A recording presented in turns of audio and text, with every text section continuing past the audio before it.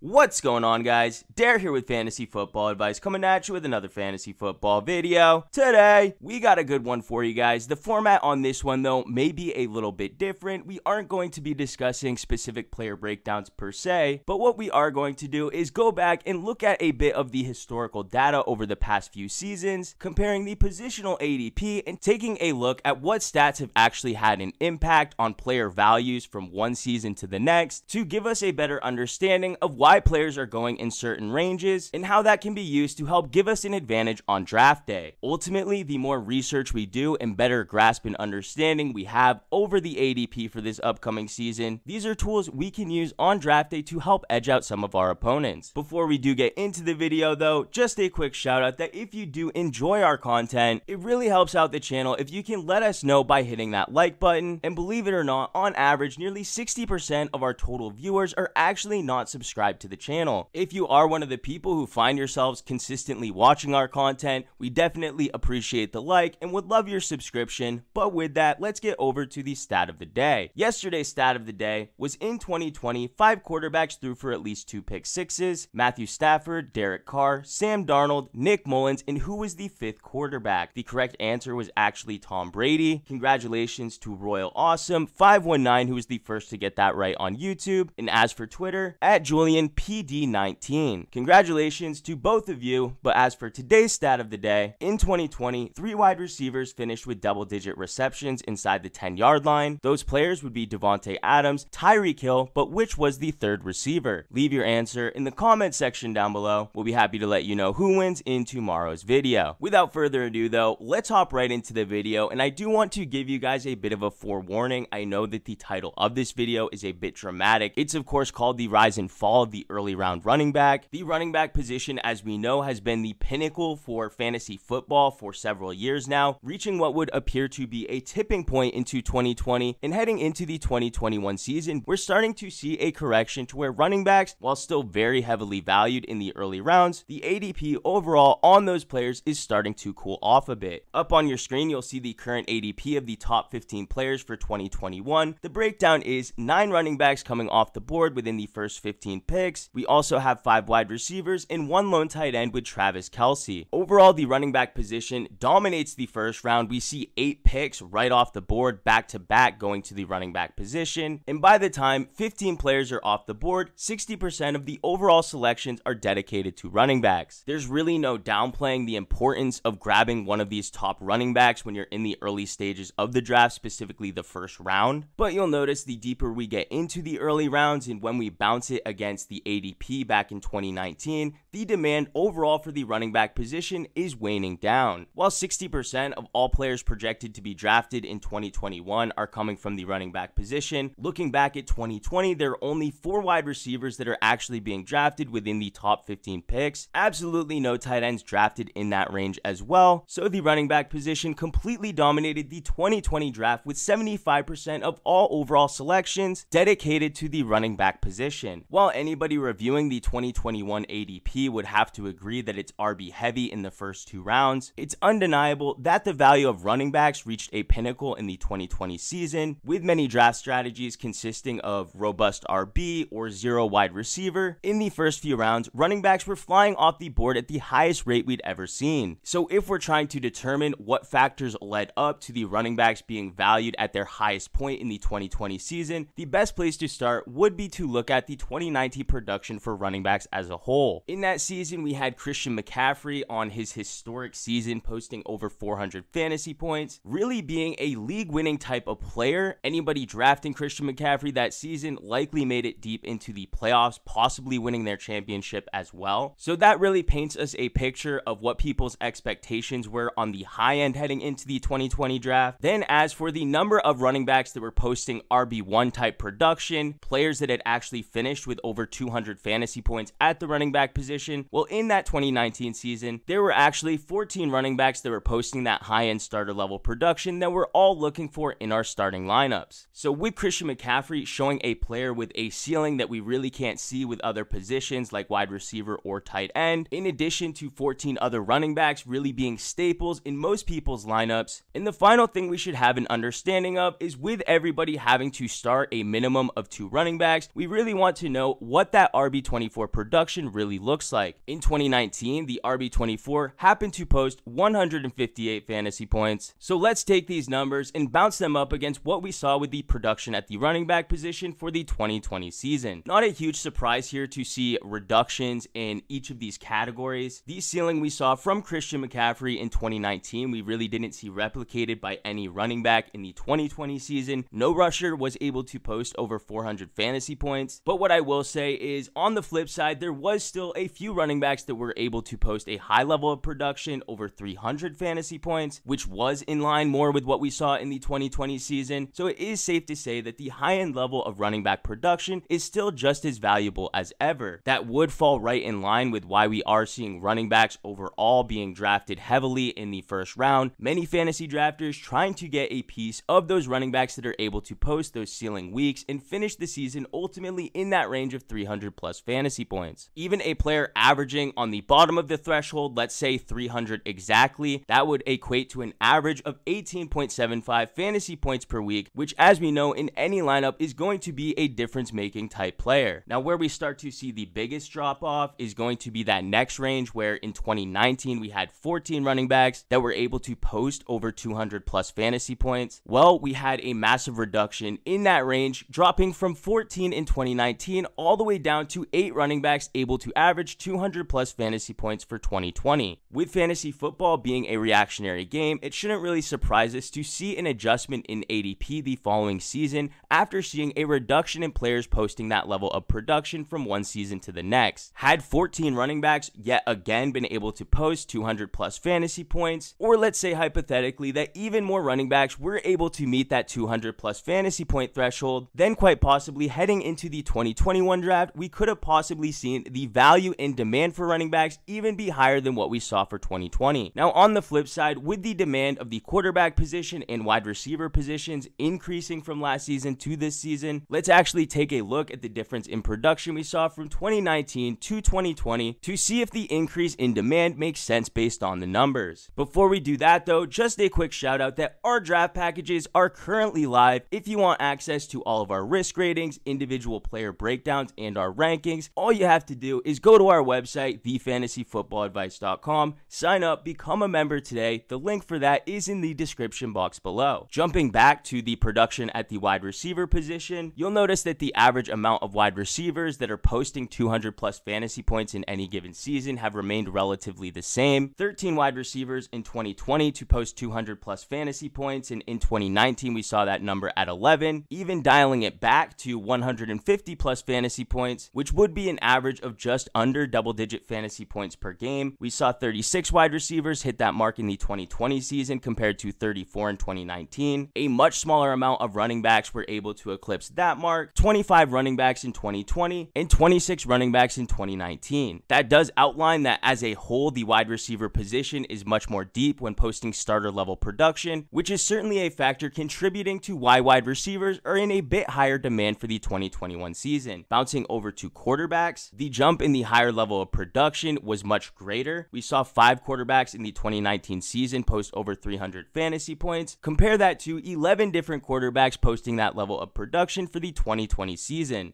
With the pool of quarterbacks increasing for the amount of players that are posting that high level of production, we've also seen that have an impact in the ADP. A lot of people for this upcoming season are going to put an emphasis on targeting the higher end quarterbacks to give themselves a positional advantage, because if you end up being one of those teams that does miss out on drafting one of the top quarterbacks when you're heading into your weekly matchup, you could be putting yourself at a significant disadvantage, because many of those higher end quarterbacks can post massive point totals. If your quarterback only puts up 15 points and the opponent's quarterback puts up 25, you're going to have a tough time making up that lack of production in other areas, which is why we're seeing an extra emphasis on people targeting quarterbacks in the early rounds this season. So just to recap what we've gone over so far, we discussed the running back position and how it's had an overall decrease in the amount of players posting that starter level production. We've also established that the demand at the quarterback position and wide receiver positions have been increasing. And looking at the numbers when comparing the results from 2019 as well as 2020, the stats that we've seen do support the increase in demand. Now, one factor that you always have to understand about the running back position when compared to other positions in the NFL NFL is the increased risk in injury when drafting them. Running backs inherently always have a higher risk rating to begin with, not only because it's a position that more frequently gets injured, as we know running backs don't typically play in full 16-game seasons, but on top of that, many of the running backs that we draft thinking that they will be the bell cow in their offenses for the entire season, well, oftentimes they can be usurped, making the running back position as a whole one of the riskiest in the entire draft.